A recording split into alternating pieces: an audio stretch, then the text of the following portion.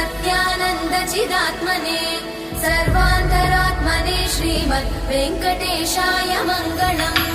स्वतः सर्वविदे सर्वशक्तये सर्वशेषिने सुलभाय सुशीलाय वेङ्कटेशाय मङ्गलम्। परस्मै ब्रह्मणे पूर्णकामाय परमात्मने प्रयुञ्जे परतत्त्वाय वेङ्कटेशाय मङ्गलम्। आकालतत्त्वमशान्तमात्मनामनुपश्यताम् अतृप्त्यमृतरूपाय वेङ्कटेशाय मङ्गलम्।